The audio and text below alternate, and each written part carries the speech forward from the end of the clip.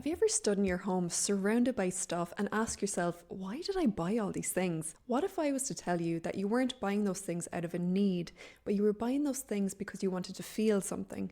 Whether it's to feel worthy, to feel better, or to actually feel in control. So in this video, I'm going to be chatting about the 12 reasons as to why we buy clutter, and you can find out which one you fall into. And it's really freaky when you step back and think, man, a lot of this is subconscious as to why we buy so much stuff, and a lot of the time we don't even need to. So let's get into the very first point. The first one is emotional clutter. So you may be buying things because you feel sad, you feel stressed out at work, or you're just not happy with the life that you currently have. So you buy things as like an emotional band-aid to make you feel better, whether it's another candle, even if you've got 5 already in your wardrobe, or maybe it's like a cute pink cushion for yourself, whatever that is. If you're falling into the emotional clutter side, it can really build up, especially if you're not focusing on that core feeling that you're trying to actually suppress. And I'm not doing this video to highlight people's flaws and to feel bad about yourself. That's not the reason here. It's so that we can become a bit more conscious as to why we're overspending in certain aspects of our life, and of course to live a bit more intentionally and have less clutter. So don't worry if you fall into multiple of these like I have when I was writing this, right? It's more about bringing it into the forefront of your mind so that you can change. Just a note to say, guys, about 85% of the people watching this channel aren't subscribed, so if you find value in this channel, please drop a subscribe down below. That would really help the channel out, and thanks for supporting. The second tip, retail therapy culture. So in this day and age, a lot of us fall into, hey, we want to just have a self-care day. Maybe we're so stressed during the Monday to Friday, right? And when it comes to Saturday, we will blow a lot of money on a self-care day and feel like we're doing a good thing for ourselves. Yes, it's really important to look after our mental health, without a doubt, but you don't need to fork out hundreds and hundreds every month to do this, okay? It can spill into credit cards by like going on a holiday for like a self-care weekend, or going to the spa and dropping a few £100s there. So if you fall into this self-care indulgent attitude, yes, it's okay if you set yourself a budget every month, maybe go get a facial for £40 or something. But if you start to not put boundaries in place, it can easily rack up. And this, of course, falls into clutter as well. So physical things around your home.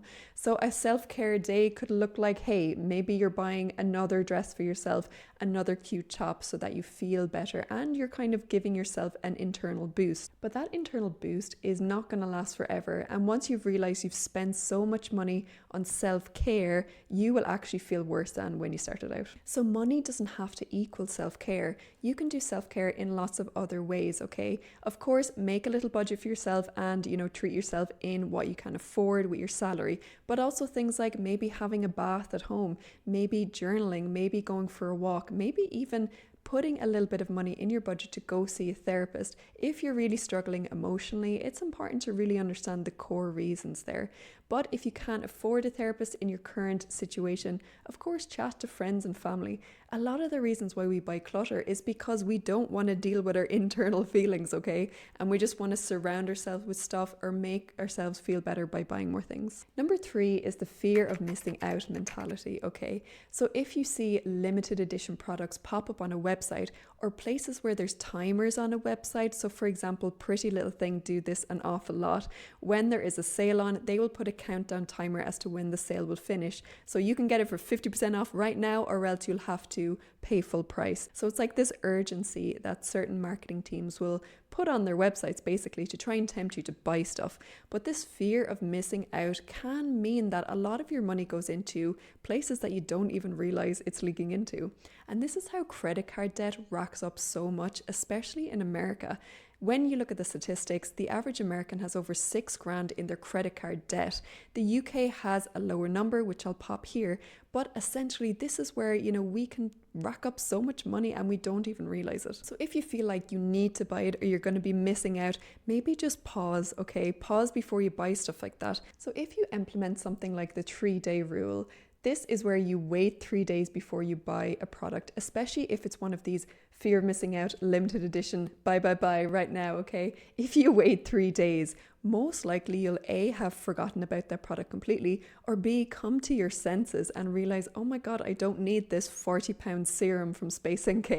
The next tip is identity boosting.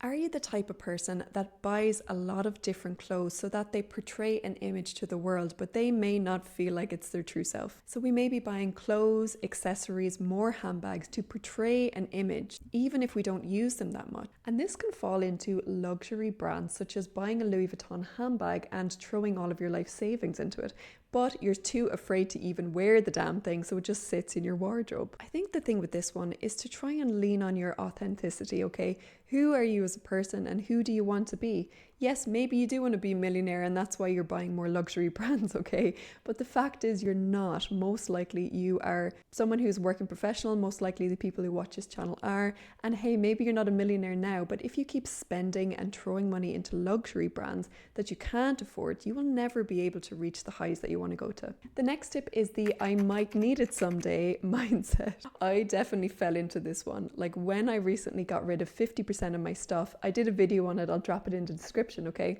But I realized I was hanging on to stuff that I thought, okay, I might use that one day. For example, this orange dress I have that I really like when it's hanging up in my wardrobe. And I kept saying, you know what, I'm going to wear this when it's sunny outside. I haven't worn that dress in probably like 14 months. So I, of course, decided to just give it to a charity shop. And there was lots of things in there that actually didn't even fit me anymore. Like I had jeans in there that were a little bit too tight and I never wore them because they just didn't fit. But I thought, hey, maybe one day I shall maybe tone up a little bit more and they'll fit me. This sort of mentality means we start to accumulate so much clutter in our home to the point that we're nearly hoarders, okay? So if you're falling into this one, you should really try the 6-month rule. AKA, if you haven't worn this dress in the last 6 months and you're not likely to wear it in the next 6 months, just get rid of it, okay? I say 6 months because sometimes we have items like we have a wedding guest outfit or your other half has a suit or something. So you're not just going to get rid of suits because you haven't worn it in the last few days, okay? If they're for special occasions, just think about that 6-month, block. The next tip then is perfectionism and control. Some people actually buy a lot of stuff because the rest of their life is so chaotic and they want to feel a sense of control. So maybe your family life is not so great, or maybe your work is just so feckin' stressful, right? And the only way that you can get some sort of control in your life is to keep repeat buying, even if you know that, you're going to feel guilty about all these purchases. We've all been down this route where, some part of our life is not fully perfect and we want to have a sense of autonomy and to do what we want. But this can lead into credit card debt if you're not careful. It's best to try and tackle those emotions first and step away from the credit card and step away from online shopping. The next one is nostalgia and sentimentality. So you're buying things that remind you of a nice memory. And I'm not talking about, hey, just get rid of your old childhood teddy bear, because I would never do that, okay? Bunny is safe and sound in my wardrobe. But I'm not talking about getting rid of sentimental things, okay? Okay, I've got a bunny that I've had since I was basically a newborn that I still have. But it doesn't mean that I'm going to buy, bunny-shaped notebook or bunny clothes or bunny accessories, okay? I'm not going to keep buying something to remind me of a sentimental past memory.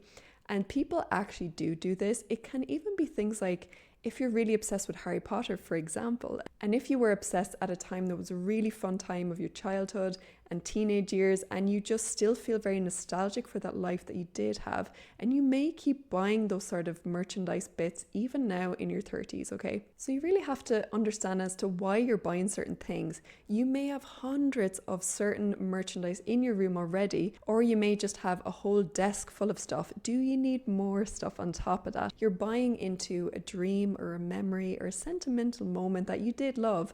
So hey, if that's you, maybe instead of buying more things that remind you of that memory, you should go to that person that memory is linked up. Maybe give them a call and have a chat and maybe meet up with them one-to-one rather than keep buying stuff that reminds you of them. The next tip is comparison traps. This I think we all fall into, and sometimes we're so aware of it and sometimes we're not.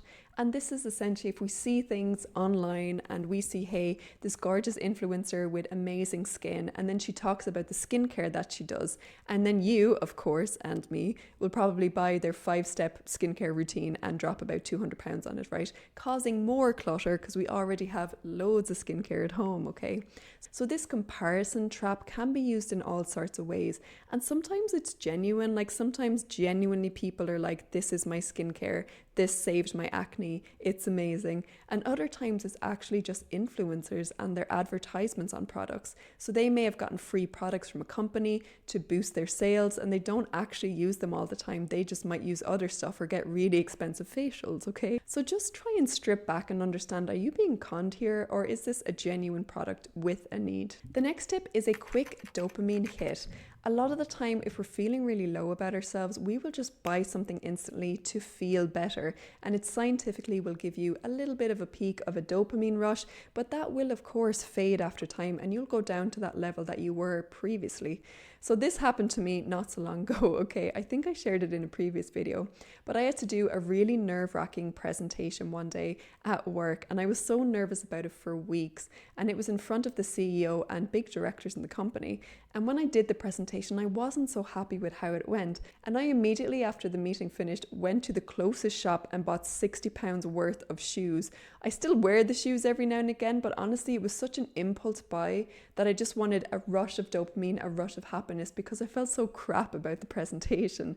Has this ever happened to you guys? If so, let me know down below what was your scenario. The next tip is the avoidance of emotions or even silence. Shopping can, of course, distract us from our daily mind, and it can help us suppress the feelings that we don't want to feel, but it can also be the silence part of it.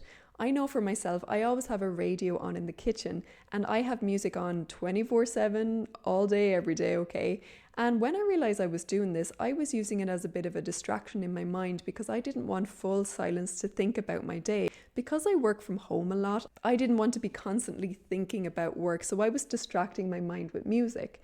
So do you guys ever distract yourselves with shopping or music or other things rather than actually dealing with your actual stress? The next one is misplaced sense of productivity. Have you ever bought so many journals and so many productivity folders that you said, okay, this is the year, I'm going to be so productive, I'm going to be so organized, and you buy all these folders and you buy all these journals and then you never use them? Because me too.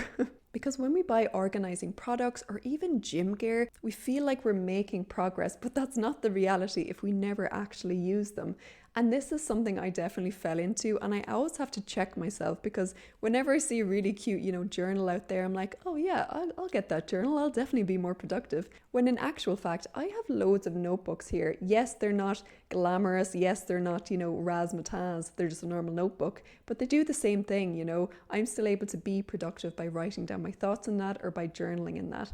And hey, I do love journals, don't get me wrong, but if I already have 10 at home, I don't need another one that's bright orange. The next tip is low self-worth. So maybe if we're not feeling very confident in ourselves, we will keep buying clothes to try and keep up with trends and to try and portray an image that is actually not really true in real life. But whatever items we own doesn't equate to how we'll be as a person. So if you just bought a brand new leather jacket from All Saints and that costs like £300, yes, you will look pretty good in your leather jacket, but girl, if you put that on your credit card and you're down £300 and you have to eat ramen for the rest of the week, that's not a really good sense of balance there. If you can afford it and you have money in your budget to buy a £300 bomber jacket, go for it. By all means, you'll look great. But if you already have 5 jackets in your wardrobe, you already have thigh-high boots, you already have 20 pairs of pants and jeans and tops and whatever, you don't need more stuff to try and feel validated or because you need the newest trend. Have a look in your wardrobe tonight, guys, and understand how many pieces of clothing do you actually have. And before you do that next impulse buy, have it in the back of your mind to be like, oh my God, I have 210 pieces of clothing. Do I need another? No, I don't. Let me know down below, guys, which of these 12 really resonate with you, or are you like me where you resonate with more than one? I think this video here will really help you guys on your minimalist and financial journey. Thanks guys, I'll see you next week for my next video. Take care, bye!